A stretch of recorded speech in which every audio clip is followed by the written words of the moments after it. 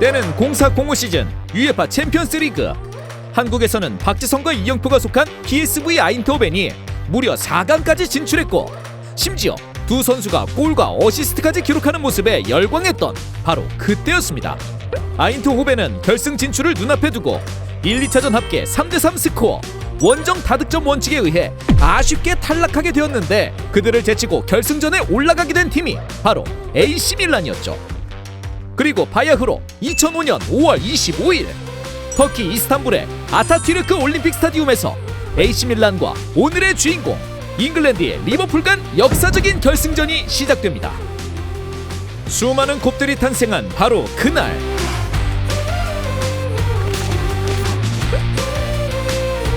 자, 당시의 선발 명단을 보시죠.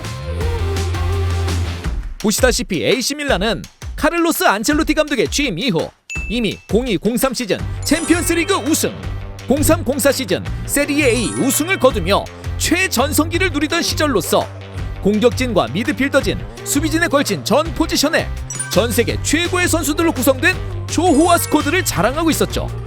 그에 비해서 리버풀의 스쿼드는 어쩌면 초라해 보이기까지 하는 상대적 약세임이 분명했습니다. 후에 리버풀의 상징과도 같은 선수들로 남게 되는 스티븐 제라드, 제이미 캐러거, 사비 알론소조차도 아직 리버풀에서의 전성기로 볼 수 없었던 시절이었죠. 심지어 리버풀은 그 시즌 EPL에서도 최종 순위가 5위에 그쳤을 만큼 AC 밀란을 상대하기에 버거운 전력이었음은 분명했습니다. 팽팽한 균형이 깨지기까지는 1분이면 충분했습니다.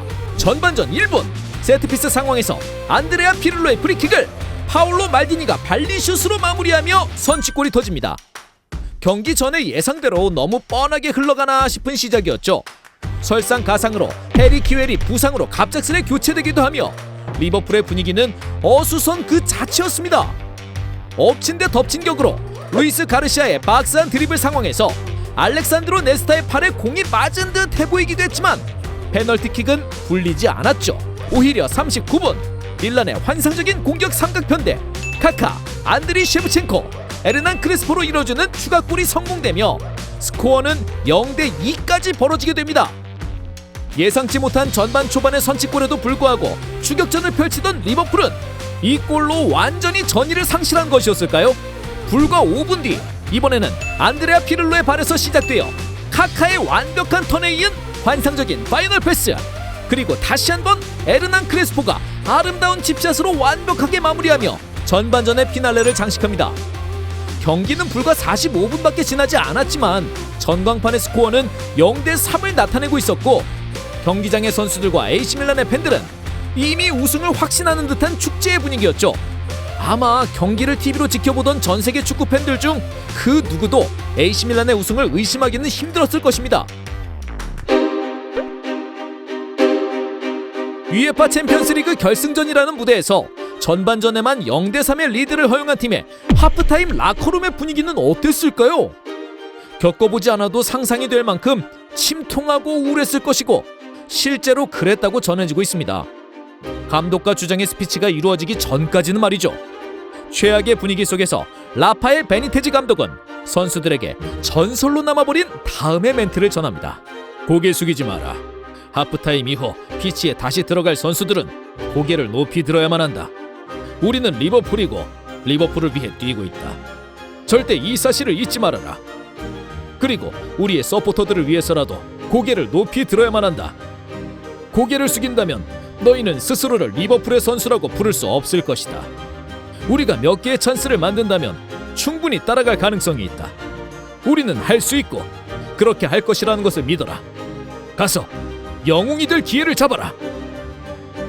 또한 경기를 뛰었던 선수들에 의하면 감독의 연설에 이어 주장 제라드가 모든 코칭 스텝에게 정중하게 선수들만의 자리를 만들어달라는 요구를 한 뒤에 리버풀은 내가 가진 모든 것이고 이 리버풀이 챔피언스리그 역사에서 웃음거리가 되기를 원하지 않는다. 만약 선수들이 주장으로서 나를 존중하고 사랑한다면 모두 털고 일어나 다시 경기에 임해야 한다. 라는 스피치를 선수들에게 전했다고 합니다. 선수들은 비록 최악의 상황에서 후반전을 맞이하게 됐었지만 마음속 깊은 곳에서 뜨거운 울림을 느꼈을 것이고 이는 잃었던 전의를 불태우는 계기가 되지 않았을까요? 후반 9분 스티븐 제라드가 아르넨 리스의 크로스를 헤더로 마무리하며 대반격의 신호탄을 쏘아 올립니다. 골을 성공시키자마자 빠른 경기 재개를 위해 하프라인으로 전력 질주하며 마치 포기하지 말자고 하는 듯한 캡틴의 독려 제스처는 이후 벌어질 기적을 예고하는 것과 같았죠. 불과 2분 뒤인 후반 11분에는 전반에 교체로 들어왔던 블라디미르 스미체르가 구석을 정확히 찌르는 아름다운 중거리 슛으로 추격골에 성공! 스코어는 2대3이 되며 경기장은 보다 더 뜨거울 수 없을 정도로 끓어오르기 시작합니다. 전반전과는 완벽하게 180도 반전된 분위기. 이 흐름을 놓칠 수 없었던 리버풀은 다시 4분 만에 스티븐 제라드가 페널티킥을 얻어냈고 키커로 나선 사비 알론소가 비록 실축했지만 침착하게 다시 쇄도하며 마무리. 경기를 지켜보던 모든 축구팬이 눈으로 보면서도 믿을 수 없었던 기적이 일어나는 순간이었습니다. 0대3이었던 경기가 채 10분도 되지 않아 3대3이 되었던 것이죠. 반면 자칫하면 완벽하게 넘어간 분위기로 인해 역전골마저 허용할 수 있었던 AC 밀란은 다행히 동점이 된 뒤로는 전열을 재정비했고 다시 위협적인 공격을 계속하여 시도합니다. 하지만 이마저도 온몸을 던진 리버풀의 골키퍼와 수비진에게 막혔죠. 추가골을 성공시키지 못한 양팀은 결국 연장전을 치르게 되었고 빅 2열을 차지하기 위해 모든 것을 다 쏟아냈습니다. 그 중에서도 안드레 셰브첸코의 헤더와 세컨볼 슈팅이 골키퍼인 두덱의 믿을 수 없는 연속 선방에 막히는 장면은 마치 승부차기의 예고편과도 같았죠. 결국 120분간 3대3 스코어를 유지한 두 팀은 승부차기에 들어서게 됩니다. 정규 시간 동안 이미 PK 선방을 한 차례 보여줬던 디다와 수많은 유효슛을 막았던 두덱이 양팀의 운명을 손에 쥐고 있었는데요. AC 밀란의 첫 번째 키커였던 세르지니의 킥이 허공을 갈랐고 이후 두 골키퍼가 각각 안드레 피를로와 아르넨 리스의 킥을 선방해내며 네 번째 키커까지의 결과는 리버풀의 3대2 리드인 상황. 극도의 긴장감 속에 AC 밀란의 다섯 번째 키커로 나선 셰브첸코의 킥이 두덱의 손끝에 걸리며 그대로 경기가 종료. 이스탄불의 기적, 그 마지막 페이지가 완성되는 순간이었습니다.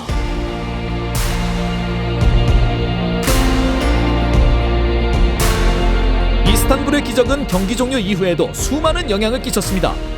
당시 세계적으로 가장 인기가 많던 AC 밀란을 상대로 기적과 같은 승리를 따낸 리버풀은 한국뿐만 아니라 전 세계에 수많은 곱을 탄생시키기도 했고요. 이후 축구에서 기적이라고 불리는 명승부가 등장할 때마다 빠지지 않고 등장하는 예시가 바로 이스탄불의 기적입니다. 특히 당사자인 리버풀이 2019년 바르셀로나를 상대로 UEFA 챔피언스리그 4강전에서 안필드의 기적을 이뤄내자 이스탄불의 기적이 한 번 더 일어났다며 리버풀 역사에 길이 남을 두 가지 영광으로 평가받고 있죠. 그리고 리버풀과 상관없이도 모든 축구 선수들과 축구 팬들에게는 어떤 승부든 끝날 때까지 끝난 게 아니다라는 마인드를 항상 리마인드 시켜주는 경기로 앞으로도 평생 남아있지 않을까요? 여기서 마무리하겠습니다. 이상 터치비였습니다.